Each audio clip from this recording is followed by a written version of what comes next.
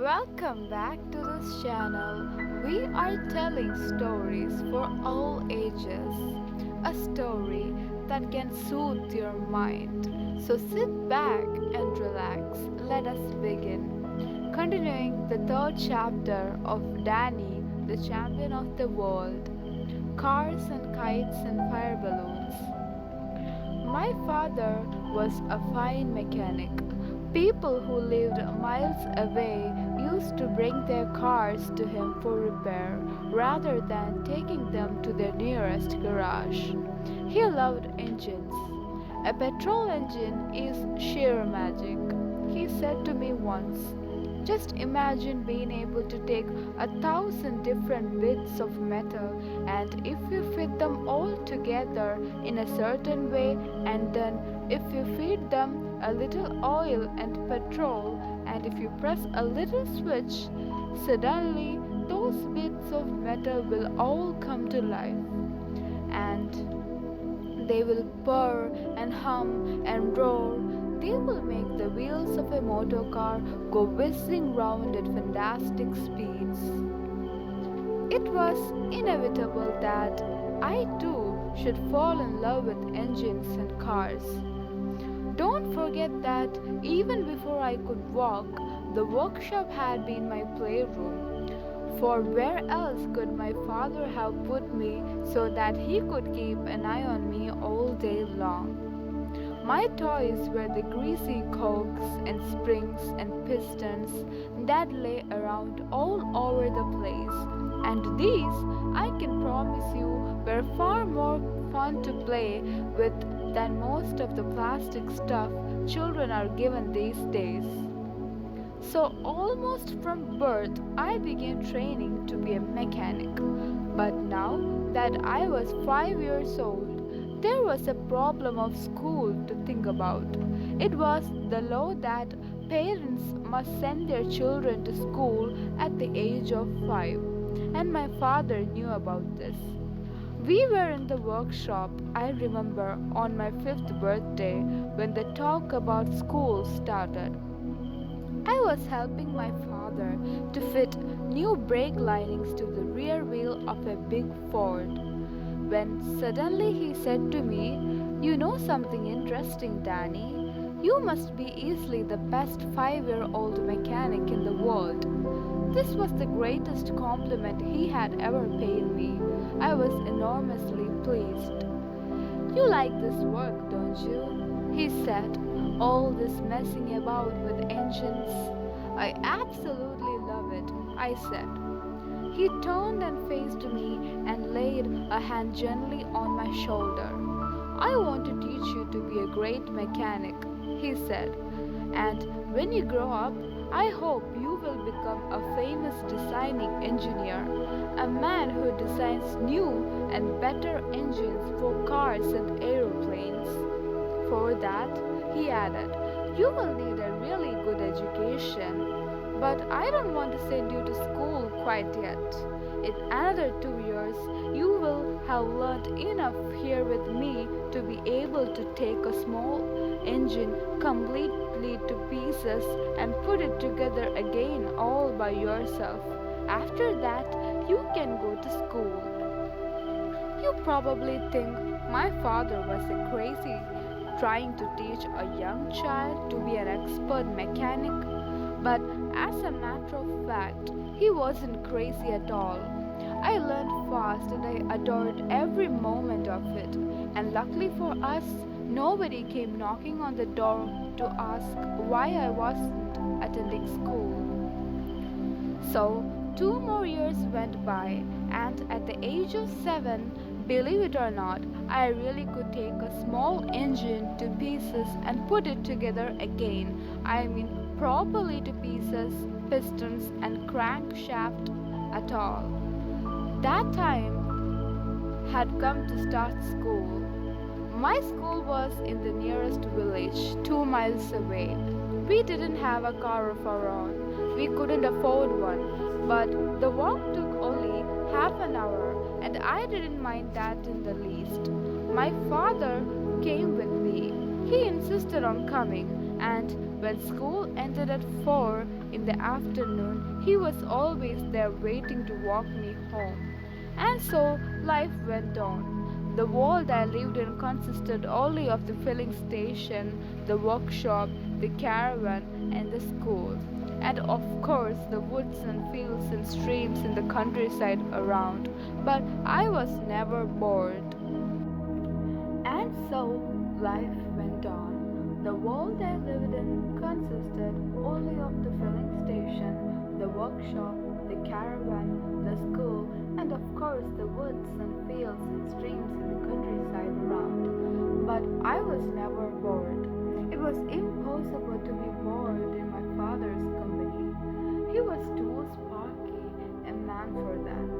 Thoughts, plans, and new ideas came flying off him like sparks from a grindstone. "There's a good wind today," he said one Saturday morning, "just right for flying a kite. Let's make a kite, Daddy." So we made a kite. He showed me how to splice 4 thin sticks together in the shape of a star with 2 more sticks across the middle to brace it. Then we cut up an old blue shirt of his and stretched the material across the framework of the kite. We added a long tail made of thread, with little leftover pieces of the shirt tied at intervals along it. We found a ball of strings in the workshop, and he showed me how to attach the strings to the framework so that the kite would be properly balanced in flight. Together, we walked to the top of the hill behind the filling station to release the kite. I found it hard to believe that this object, made only from a few sticks and a piece of old shirt, would actually fly. I held the string while my father held the kite, and the moment he let it go, it caught the wind and soared upward like a huge blue bird. "Let out some more, Danny," he cried. "Go on as much as you can." Higher and higher soared the kite. Soon it was just a small blue dot dancing in the sky miles above my head, and it was thrilling to stand there holding on to something that was so far away and so very much alive. This faraway thing was tugging and struggling on the end of a line like a big fish. "Let's walk it back to the caravan," my father said. So we walked down the hill again, with me holding the string and the kite pulling fiercely on the other end. When we came to the caravan, we were careful not to get the string tangled in the apple tree, and we brought it all the way around to the front step. "Tie it up to the steps," my father said. "Will it stay up?" I asked. "It will if the wind doesn't drop," he said. The wind didn't drop, and I will tell you something amazing.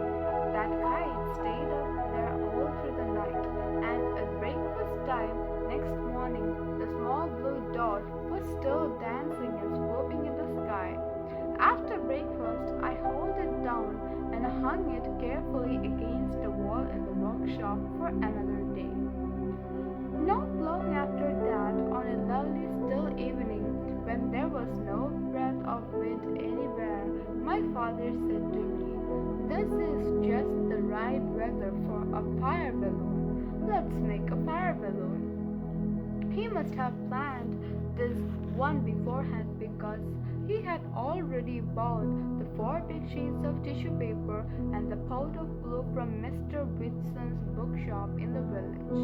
And now, using only the glue, a pair of scissors, and a piece of thin wire, he made me a huge, magnificent fire balloon in less than 15 minutes. In the opening at the bottom, he tied a ball of cotton wool, and we were ready to go. It was getting dark when we carried it out into the field behind the caravan. We had with us a bottle of methyl spirit and some matches. I held the balloon upright where my father crouched underneath it, and carefully poured a little mix onto the balls of cotton wool. "Here goes," he said, putting a match to the cotton wool. Hold the lights out as much as you can, Danny. A tall yellow flame leaped up from the ball of cotton wool and went right inside the balloon. It will catch on fire, I cried. No, it won't, he said. Watch. Between us, we held the slides of balloon out as much as possible to keep them away from the flame in the early stages. But soon, the hot air filled the balloon and the danger was over. She's nearly ready, my father said. Can you feel her floating? Yes, I said. Yes, shall we let go? Not yet, wait a bit longer. Wait until she is tugging to fly away. She is tugging now, I said. Right, he cried. Let her go. Slowly, majestically, and in absolute silence, our wonderful balloon began to rise up into the night sky. It flies, I shouted, clapping my hands and jumping about. It flies, it flies. My father was nearly as excited as I was. It's a beauty, he said. This one's a real beauty. You never know how they're going to turn out until you fly them. Each one is different. Up and up it went, rising very fast. Now in the cool night air, it was like a magic fireball in the sky. Will other people see it? I asked. I'm sure they will, Danny. It's high enough now for them to see it for miles around. What will they think it is, Dad? A flying saucer? My father said. They'll probably call the police. A small breeze had taken hold of the balloon and was carrying it away in the direction of the village. Let's follow it, my father said, and with luck we'll find it when it comes down. We ran to the road, we ran along the road, we kept running. She's coming down, my father shouted. The flame's nearly gone out. We lost sight of it when the flame went out, but we guessed roughly which point it would be landing. And we climbed over a gate and ran towards the place. For half an hour we searched the field in darkness, but we couldn't find the balloon. The next morning I went back alone to search again. I searched 4 big fields before I found it. And it was lying in the corner of a field that was full of black and white cows. The cows were all standing around it and staring at it with their huge red eyes, but they hadn't harmed it one bit. So I carried it home and hung it up alongside the kite against a wall in the workshop for another day. You can fly the kite all by yourself anytime you like, my father said, but you must never fly the fire balloons unless I'm with you. It's extremely dangerous. All right, I said. Promise me you will never try to fly it alone, Danny. I promise, I said. Then there was the tree house, which we built high up in the top of a big oak tree at the bottom of our field. And the bow and arrow. The bow, a 4-foot-long ash sapling, and the arrows flighted with the tail feathers of a paved peasant. And stills, that made me 10 feet tall. And a boomerang that came back and fell at my feet nearly every time I threw it. And for my last birthday, there had been something that was more fun, perhaps, than all the rest. For 2 days before my birthday, I had been forbidden to enter the workshop because my father was in there working on a secret.